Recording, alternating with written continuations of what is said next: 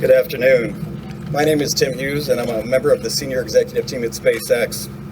On behalf of the nearly 5,000 employees at SpaceX, we're honored and humbled to be with you here today at this historic site, Pad 39A. And we look forward to making history at this launch site once again. And to that end, it's my pleasure today to introduce Bob Cabana, legendary astronaut and director of the Kennedy Space Center, and Gwynne Shotwell, President and Chief Operating Officer of SpaceX. Gwynne and Bob will make some brief opening remarks, and then they'd be pleased to take questions from you. Please join me in welcoming Bob Cabana. Thank you. Thanks, Tim. I can't tell you how excited I am to be here today. It was a little less than 3 years ago that Gwynne and Charlie Golden and I were out here talking about turning Pad 39A over to SpaceX. You know, this pad would have just sat here and rusted away in the salt air had we not had the use agreement with SpaceX to continue to enable commercial operations for our nation. This is the pad that commercial crew is going to launch from, the Falcon 9 Heavy, and tomorrow we're going to see cargo going to the International Space Station. What an awesome use of a great American asset. And I got to admit, I'm a little bit partial to Pad A. All 4 of my flights went off this pad. So I think this is an absolutely outstanding, exciting time for our nation, for commercial space, for space flight in general. This is absolutely the right thing to do, and SpaceX is a great partner in making this happen. Gwynne? Thanks, Bob. All right, we can. Hi, everybody. For those of you that were here, I think it was April 15th, 2014, my first remark was for one of the first few times in my life I was speechless. And I'm feeling a little bit that way again today. Tomorrow's event and SpaceX being here side by side with NASA is extraordinary for the space industry. It's extraordinary for SpaceX, and I think it's great for the United States as well. CRS-10 should launch tomorrow morning, 10:01. Just keep in mind it's a new pad for us, vehicle, and so we're going to try to lift off tomorrow and have a very exciting day, but we've got opportunities in follow-on days as well. But back to 39A, it's a historic pad. We've taken good care of this pad during the refurbishment and the rebuild. We've saved precious things that needed to be saved. We've upgraded things to make them usable in the contemporary era here today. And I can't really, it's hard to express how excited I am to be here just 2.5 or so years after we got the lease. Being ready, standing on the precipice of a launch here tomorrow. So thanks very much. I look forward to your questions, and yeah, I'm so glad to be here. So if we could, we'll take questions to the left and the right. There are microphones on either side. We'll start with the left, please. I'd like for you to also introduce yourself by name and your outlet. Marcia Dunn, Associated Press for Ms. Shotwell. This will be your first launch from here since September 1st, and going from Pad A, does that give you a psychological extra boost? And talk about the comeback, at least locally, for getting back in flight. You know, it would have been great to have flown from 39A in our return to flight, but we were ready for the Iridium launch at Vandenberg sooner. You know, every launch for me is a significant emotional event. There's not one launch that I feel comfortable and calm. They're always nerve-wracking. I can tell you it's an extra special launch tomorrow for sure. Maybe extra nerve-wracking in that case. Hi, Gwen. Irene. Oh, sorry. Hi, Ken Kramer, Universe Today. My question is for Gwynne. You talked a little bit about commercial crew. Can you tell us, give us an update on how you are doing with the Dragon, constructing it, building it, what milestones have you achieved, when do you expect to do the unmanned and manned test flight, and what's the status of the manufacturing of the spacecraft? Thank you. So we're in the process of building a number of the Dragon 2 spacecraft, and we are targeting to launch that first demonstration flight late this year. From this pad, actually. And there's still more work to do on the pad, by the way, to prepare for crew. We've got a crew arm to put in, and we've got some other upgrades as well.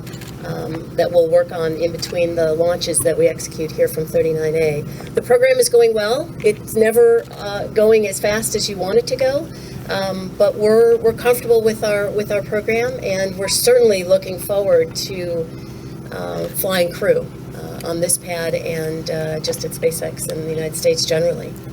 Thank you and good luck. Thank you. Hi, Irene Klotz with Reuters. Hi, Gwen. Hey, Irene. Can you give us a little update on the leak on the upper stage? What's leaking and what's your options for that?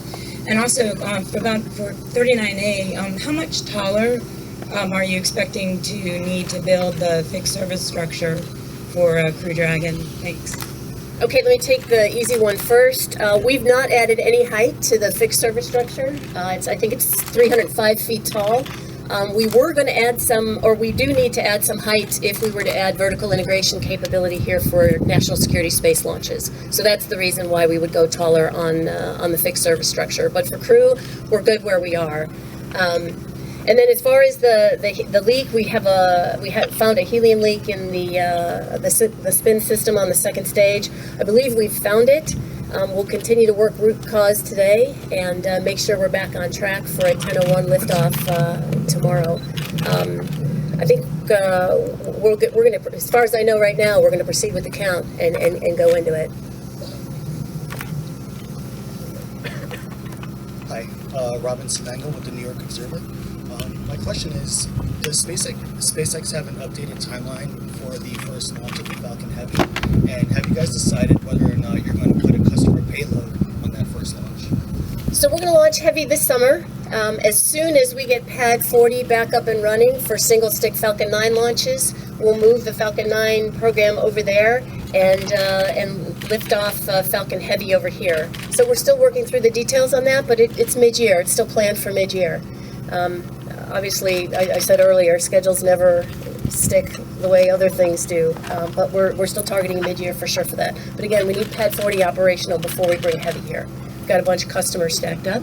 And I don't currently have a payload on Falcon Heavy. There's a bunch of guys that want to fly. I think we're feeling like this is a mission that we really want to do ourselves, you know, kind of on our timelines and our pace.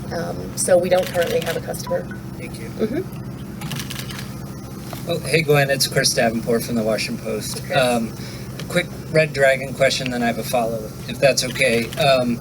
Here we are at 39A, which launched astronauts to the moon, and obviously with the shuttle. Looking forward, you've talked about launching to Mars in 2018. I haven't heard a lot about that since. I wonder if you could update us on where that stands. Yeah, so the Red Dragon program is really exciting. What we want to do is take Dragons that we've previously flown, put them on a Falcon Heavy, and send them to Mars. Really a great system to look forward to. We were focused on 2018, but we felt like we needed to put more resources and focus more heavily on our crew program and our Falcon Heavy program. So we're looking more in the 2020 timeframe for that, basically the next Mars opportunity for Red Dragon. Can I follow up real quick? So you had said you're speechless about being here today, but I wonder if you could at least attempt to put into words, what this means to launch tomorrow, from this pad. It means a lot to a lot of people, and I wonder if you could just, give us your best shot. Okay. So, by the way, I never get nervous speaking in front of a crowd, and my heart is pounding to come out here today. Not because you guys make me nervous, but because I've got a vehicle on this extraordinary pad behind me that hopefully we're going to lift off tomorrow. I've been in this business for almost 30 years. I remember watching the lunar landing, sitting in front of a TV screen, really crappy visual. The screen was all black and white and jaggedy. And I remember my dad telling me at that time, this is really important, and you should pay attention to this. And I remembered that, actually, and have been an avid fan of space ever since. And I mean, this is probably the most exciting launch for me, actually, since it's at SpaceX. Both because it's with NASA, who's been such an extraordinary partner for us in our journey here, and because of where we're launching from tomorrow. Was that good? Does that work? It's pretty good. Thanks, Chris. Hi, Brendan Byrne with WMFE and NPR. Can you talk about the landing attempt of the booster, and has this become routine to you, or are you still nervous every time? You know, I get more nervous for launch than landing. Launch is critical. It's for the customer. It's the primary mission. Landing is really to increase our knowledge base and kind of bolster our technology for ultimately taking people to other planets. You got to be able to land and refly. Otherwise, it's a one-way trip, which we're not interested in, of course. So yeah, tomorrow's launch attempt, take Dragon to orbit and bring the booster back to landing zone 1. And it will be the third land landing, second one, knock on wood, for a NASA flight. So that's also very exciting. Although I always forget about the landing part. I'm always so much more focused on ascent. Hi, Gwynne. Tim Fernholtz from Quartz. I wanted to ask about Commercial Crew as well, in light of the GAO report yesterday on the schedule delays. In particular, I guess the engine is going to have to be redesigned for human rating. Can you talk about what specifically you'll have to do for that and how long it will take? Thank you. Yeah, so the news that came out a number of weeks ago in the Wall Street Journal was not news. We've known about, we've flown with cracks in our turbine wheel from the beginning of the Falcon 9 program. They're cracks that we are qualified to fly with. We were comfortable with it for our commercial launches. The CRS program was comfortable with it as well. However, we do want to get rid of them when we're flying crew. The redesign has been in works for quite some time, and the final spin on that engine design will fly this year. But we're not. I don't think we're going to look at recovering second stage on the Falcon program. And then you had a follow up, which I forgot. Sorry. The payload fairings. Payload fairings. Yeah, we're gonna try to bring them back. We've recovered payload fairings. I'm not sure any of them have survived in one piece.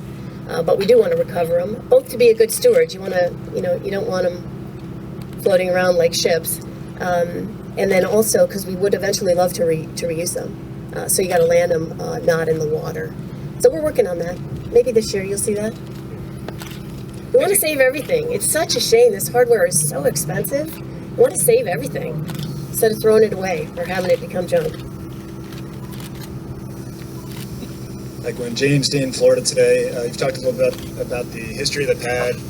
To what extent do you feel like you are making history tomorrow with this being a commercial vehicle and obviously more commercial launches to come off this pad? How significant do you think that is, that we're sort of changing the paradigm here and having a privately developed commercial vehicle flying this mission? Then could you just speak a little as well to, long term, you expect to make history in more important ways, I guess, with these Mars missions? I mean, can you talk about what's coming down the line if all goes well from this pad? Yeah, so I never look at what we're doing as making history. I really just try to focus on the mission and do a good job for our customers. So I don't think about things in that way generally. What I think it's important to note, it might be a commercial vehicle, but there's lots of government and private science on board as well. And it was originally a government pad, which SpaceX joined forces with and upgraded it. So it's really a hybrid. So tomorrow's launch is a hybrid launch. We've got a government customer under a commercial launch authority, commercially developed launch vehicle, incredible amounts of science. Actually, I'm pretty sure at the press conference the science guys will go through it. I was leafing through the booklet, and there's hundreds of experiments, both taking up and coming down. Really cool stuff. And so I guess I'd rather look at this as a partnership, kind of a hybrid. It's a blend, right? It's Falcon 9 started out and Dragon started out as a public-private partnership with NASA, and I feel like all these launches continue to be along that vein, and especially now with the use of 39A. Just talk about the Mars activity that could, you talked to Red Dragon already, but for crewed missions eventually. We've not been shy about saying that really the reason why SpaceX was founded, Elon founded this company, was to build space transportation systems that could ultimately take people to other planets. We've got our sight on Mars. For now, frankly, I think destinations outside of the solar system are more exciting than Mars. But we got Mars. So we'll try to get to Mars very quickly. Actually, we're very focused on accelerating that program as much as we can, without losing sight of the important work that we're doing now for NASA and our commercial and other government customers. Yeah, I'm confident we'll fly Crew in 2018. Great, so you are getting on. So the response to that report this morning was, the hell we won't fly before 2019. Hi, Gwynne, Stephen Clark from Spaceflight Now. I had a question about the future of Falcon 9. I think Elon has mentioned another upgrade coming down the line. I think he's called it Block 5. When do you expect that to debut, and what are some of the upgrades you're going to introduce? What changes will we see on the vehicle when that flies? And I have a follow-up. So Block 5 is the last big spin on Falcon 9, and it's largely driven by the upgrades that we needed to make for the national security space launch requirements.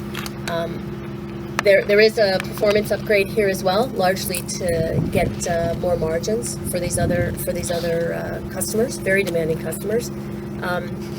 So there's a performance increase. There's some manufacturing improvements. We've addressed the turbine wheel issue that we talked about earlier here today on that, and probably 100 or so changes on that vehicle.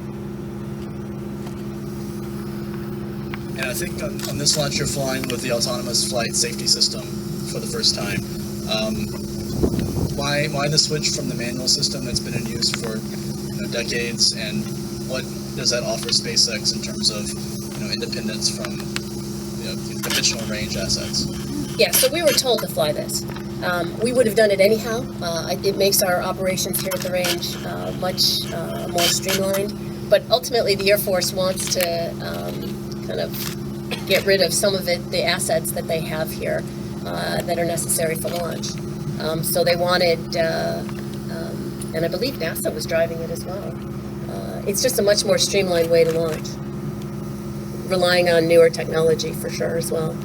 Saves on O&M for the big radars.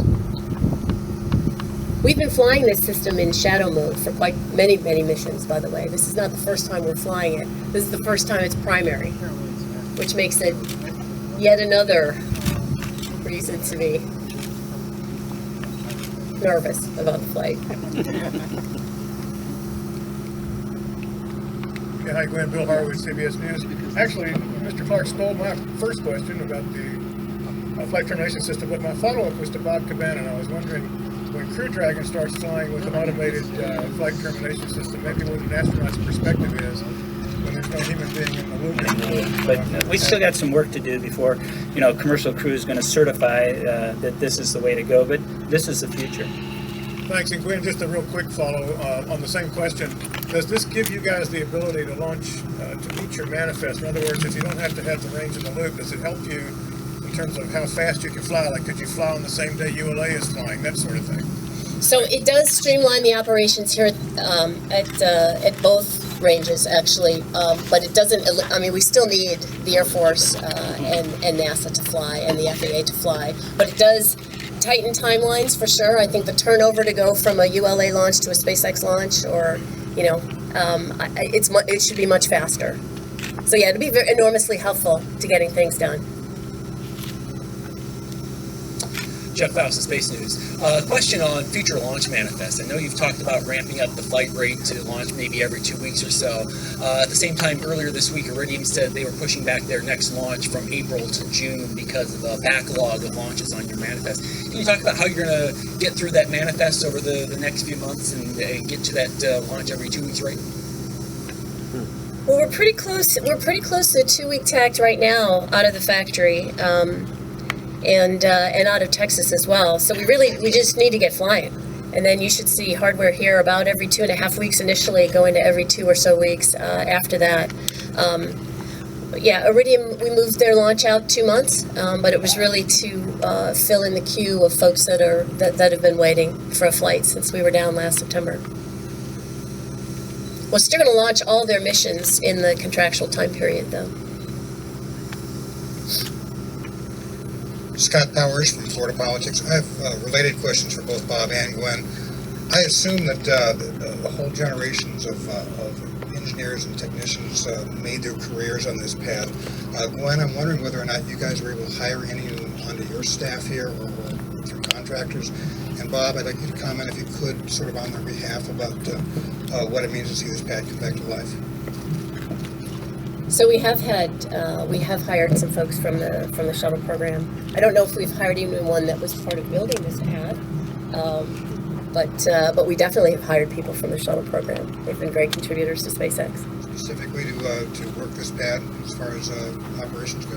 You know, when you're at SpaceX, you work everywhere at SpaceX. If there's a need in Texas, you go to Texas. If there's a need at 39A, you go to 39A. So I can tell you 39A has had a lot of emphasis over the last 3 or 4 months to get prepared for tomorrow. So it's likely. You mind repeating the question one more time? I didn't quite hear. Bob, obviously a lot of engineers and technicians spent their careers at this pad. I'm wondering if you can speak sort of on their behalf of what it means to see this pad come back to life.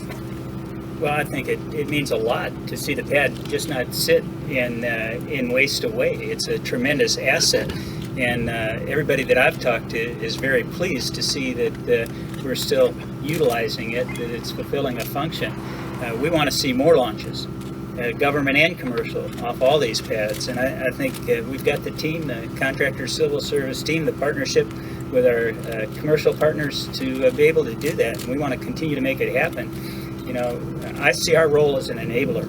You know, we provide the services to SpaceX to be able to make this operation possible, and it's a great partnership. It's great for our nation. So we want to continue it just like we want to do with the rest of our commercial partners. You know, you talk about young folks coming on board. You know, SpaceX, of course, is a very young team, and they got a few old seasoned guys that they managed to steal too. But you know, here at KSC, we've hired an awful lot of young folks too. I was at a training auditorium event the other day, and I asked the folks to raise their hand how many came after the last launch of the shuttle, and over a third of the folks in the auditorium raised their hand, and they are truly excited to see launches, government and commercial. And what I say is, you know, every launch that we launch off this Cape, the KSC team needs to take credit and be proud of that, because in some way we supported or helped enable it. And so it's an exciting time for spaceflight. We have an awesome future in front of us. Bart Leahy, Spaceflight Insider. 2 quick questions for Gwynne. One, how soon can we expect to see all of SpaceX's launch pads in operation? And 2, when do you plan to attach the crew access arm to 39A? So the crew access arm has to go on by the end of the year, obviously to facilitate our crew demonstration flight. I don't have an exact date for you, but it'll be by the end of the year. And then when will we have all our sites activated? Pad 40 should be back up and running this summer. And Vandenberg's up and running, and you know, as of tomorrow, although 39A is obviously already activated, we did a static fire here this past Sunday, but first flight out of here tomorrow. We have Brownsville as well, and I think we're still doing dirt work in Brownsville, trying to build that kind of giant mountain that you see, the ground support equipment up there for the pad, up to the pad deck. So we're still doing that in Brownsville, Texas.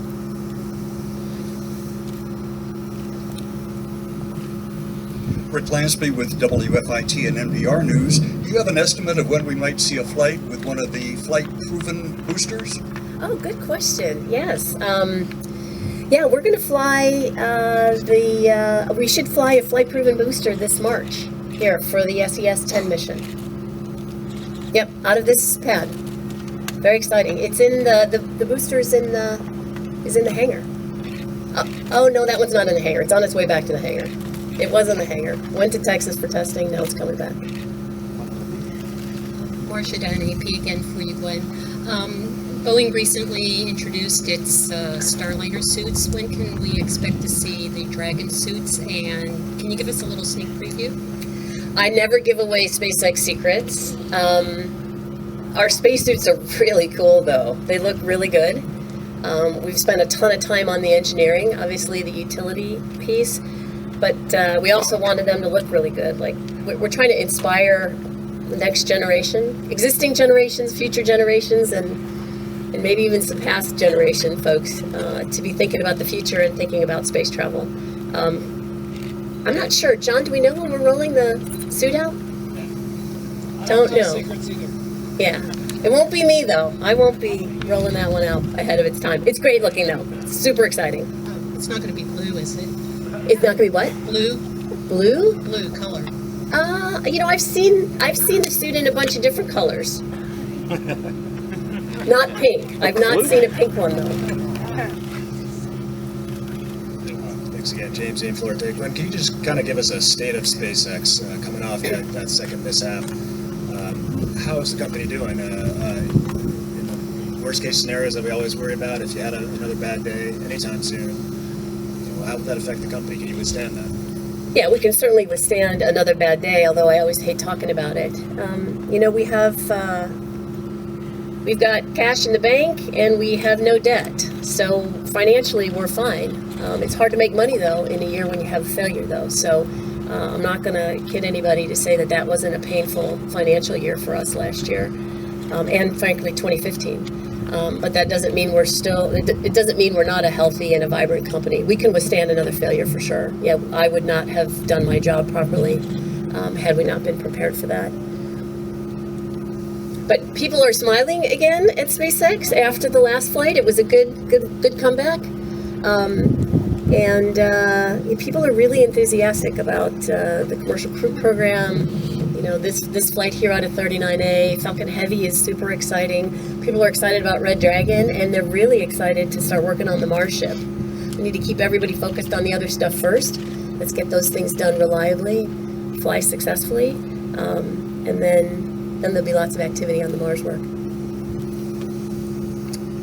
I'm Jim Siegel. I'm with the Celebration News at Spaceflight Insider, and I'm a little curious about the number of launch pads or launch facilities that you have. I can understand one or two, but so why so many? I mean, since it seems like a kind of duplication of facilities, is it because they're tailored for different payloads, or what's the reason? So the launch site at Vandenberg is tailored for high inclination launches. You can't really do that kind of launch from here on the East Coast. And we probably would be fine with these two plus the Vandenberg site, but we do like operational flexibility and geographic diversity as well on launch sites. Frankly, the fact that we were this close to operations on 39A when we had the event on September 1st last year was enormously helpful. It obviously takes longer to rebuild that pad than to get this one up and running quickly. So, I mean, from a business perspective, you really want to have multiple launch sites. And commercial missions go rapidly. My commercial customers are happy to, sit on the deck as short a possible time, or as short as possible. But many of our government customers are likely to sit on the launch mount longer. And so, you don't want to back up your commercial missions while you're waiting for a national security space launch to go. So I think it's the mature thing for us to do is to have launch pads, and we are getting really good at building them. Thank you. Hi again. When you said that a new launch pad costs roughly $100 million, was this in that ballpark, or about how much did you save by being able to take over and refurbish some of the shuttle assets? Yeah, keep in mind this is more than just a launch pad, right? There's the crew capability, there's Air Force vertical integration capability that's going to get enhanced as well. So I wouldn't say that we saved a bunch of money here. Is $100 million a good figure to use, or do you have a better ballpark? I did not ask my finance guys how much we've spent so far. It might be less than $100 million, but I think when it's fully outfitted for crew and NSS, it'll be well over that. How's that? Thanks. Brendan Burma, WMFP again. Any hiccups you're expecting tomorrow? Do you have FAA approval to launch? Are there any range issues, weather, anything that you're worried about? So I was worried about an FAA launch license and weather, and both have cleared up. So we've got to obviously address this spin issue tonight, but I don't see anything between now and then. Yeah, so everybody keep everything crossed for a good flight tomorrow. Hi, I just wanted to ask the delay or the worry on the launch license. Can you talk about why that came in so last minute? Well, I think we normally get our launch license from the FAA pretty close to the actual launch itself. This one was more work for everybody because it's first time we're launching off of 39A. SpaceX launching off of 39A. It's not really considered a government pad anymore either. So the oversight that we have over at Pad 40 with the Air Force, we don't have here. So everybody had to figure out what are the roles and responsibilities, who's doing what, make sure you check all the boxes to make sure no one gets hurt out there. And so it took longer. That plus the autonomous flight safety system, that was a big challenge, getting that done. We did certify that for range safety perspective, but as Bob mentioned earlier, we still have to certify that for crew. So certification work is by no means done there. But the FAA has blessed it, the 45th has, as has the 30th. When will you hope to really start accelerating that work, and how are you looking to finance all that? So I think we will hit, we need to finish the work that we're doing right now. So, you know, as we wind up commercial crew, and I don't mean wind it up as in not do it anymore, I mean wind up the development piece on that, wind up the development on Falcon Heavy, then you'll start to see a shift in the development teams at SpaceX. But we will always have great engineers and technicians working, you know, the programs that we're working right now. A year or so is when we'll start to shift focus, is my guess. Stephen Clark from Spaceflight Now again. What's the plan for the rotating service structure here? And if it's going to come down, when will we see it come down? Yeah, it's definitely coming down. It's coming down in bits and pieces, so you have to do a before and after. I think the first 2 floors are down. What we're doing is we're pulling it down, actually literally piece by piece, and NASA gets the scrap value for that metal. So just as we get to it, we pull more down and give NASA a check. Have you seen a check yet? It's in the mail. We get the scrap. We don't get the money from SpaceX. We have to get rid of it. Oh, you have to get rid of it? Oh, we can sell it for you. We have time for one more question from this side. Ken Kramer, Universe Today, Northeast Astronomy Forum. But back to Mars. Can you talk about are you going to have a science payload at all on this first mission? I understand NASA is not going to have one now. Well, are you going to have industry universities at all compete to submit proposals? Yeah, are you talking about for Red Dragon? Red Dragon. Yes. Oh, no, we were going to fly some stuff on the 2018. We could fly more in 2020 because people are more ready to fly in 2020 than 2018. But no, we're going to put as much payload on Dragon as we can. By the way, Dragon landing alone will be the largest mass put on the surface of Mars. Just a Dragon alone, empty Dragon, will be pretty crazy. Yeah, but no, there's a bunch of folks that want to fly. European customers, commercial guys. Yeah, there'll be stuff in Dragon. Plus our own stuff. That's it. Well, thanks very much for your time and attention today. We're really excited about tomorrow's launch. I think the only thing that's left to say is go NASA, go Falcon 9, and go CRS-10. Thank you.